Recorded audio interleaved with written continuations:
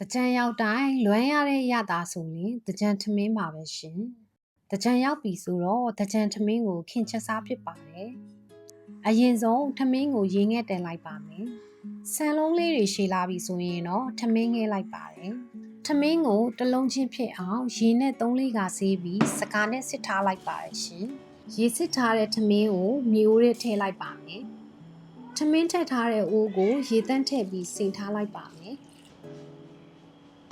မြုပ်သီးချောင်းလေးစိတ်ခွဲကျက်သွန်နီကျက်သွန်ဖြူငချောက်ထောင်းတရသီးချစ်တို့ကိုငချောက်ထောင်းကြော်ဖို့အတွက်ပြင်ဆင်လိုက်ပါမယ်စီပူလာလေးမြုပ်သီးချောင်းကြော်ပါမယ်ကျက်သွန်ဖြူကြော်ထားပါမယ်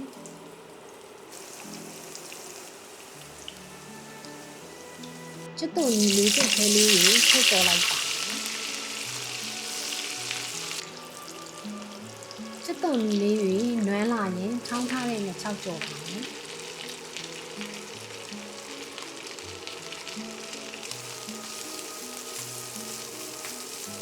ငချောက်လေးတွေချက်ပြီးလိမ့်လာရင်ရတာမုံနဲ့ချစ်ထားတဲ့တရသီးကိုထည့်ပါမယ်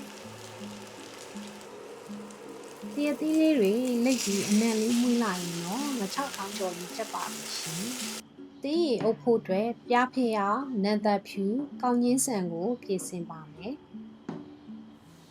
မြေအိုးလေးနဲ့မီးသွေးခဲထည့်ထားပါမယ်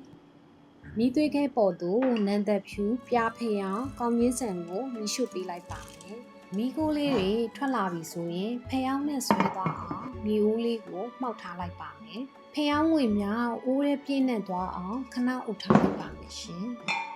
ဖျောင်းနဲ့တင်းနေတဲ့မျိုးတွေကိုရေသန့်ထည့်လိုက်မယ်ဆိုရင်တင်းရည်ရပါပြီရှင်။အားလုံးပြင်ဆင်ပြီးသွားပြီဆိုတော့တကြံထမင်းလေးစားဖို့ပြင်ဆင်လိုက်ပါအောင်ရှင်။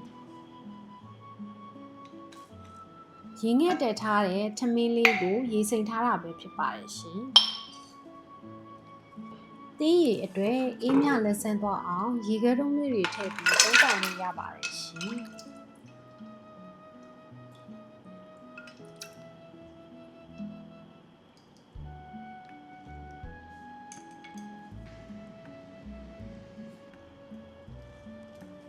ဒီဆိုရင်တကြံထမင်းလေးရပါပြီရှင်အချိုတဲဖို့အတွက်ခင်ကြောက်ကြောထိုးဖို့ပြင်ဆင်လိုက်ပါအောင်ရင်ဂျားထမင်းစားဆုံး8စွန်းကြောက်ကြောမုံ25 grams စားအနှဲငယ်တို့ကိုရေနဲ့ဖြော်ပြီးထားလိုက်ပါမယ်ကြောက်ကြောမုံလေးတွေနှက်ပြီးဆိုရင်အိုးထဲထည့်ကြပါမယ်ရှင်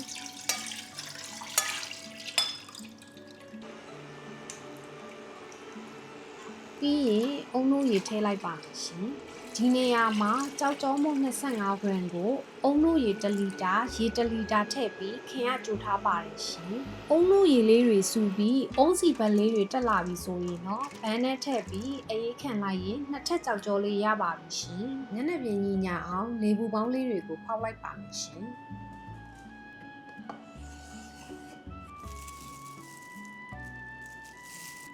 အုံနို့နဲ့လေးမွေးနေတဲ့ကြောက်ကြောလေးကိုတကြံထမင်းနဲ့တွဲဖက်ပြီးသုံးဆောင်လို့ရပါပြီရှင်။